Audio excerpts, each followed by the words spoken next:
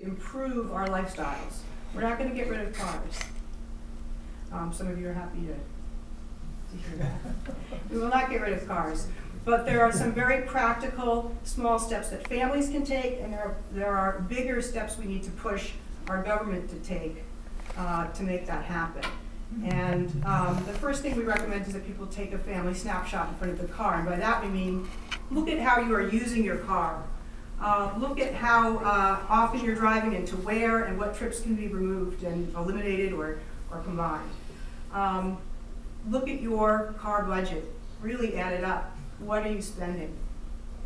After you do those two things, you will not find it difficult at all then to think about downsizing, about moving to smaller vehicles next time you buy a car, or trading in your larger vehicles, or downsizing your fleet. Removing one vehicle from your fleet could save the average American family tens of thousands of dollars over the course of a decade.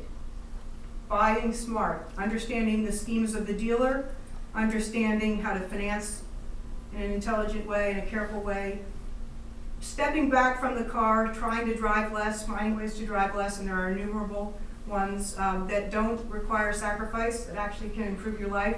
Many people who are been forced onto public transit in this recession are finding it to be actually a very positive change and don't plan to go back when they can afford to go back to the car.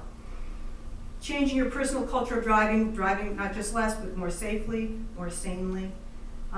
Finding the sweet spot when you're making major life changes, really thinking about that commute, deciding where to live, deciding where to work, looking, as more people are now, for bikeable, walkable places to live.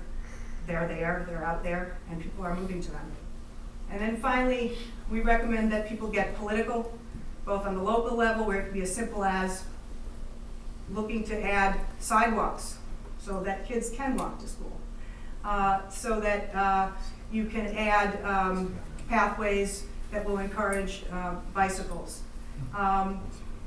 At the state level and at the federal level, pushing for policy changes, understanding which of your leaders are receiving contributions from the oil and gas industry and from the car industry, and pushing perhaps for a different choice if they do. There are a lot of things that the government can do to shift spending from subsidies for oil and gas companies, from, for example, auto bailouts, toward public transit. So we recommend a shift in spending, not necessarily more spending. But with that being said, I want to open the floor to questions, and we have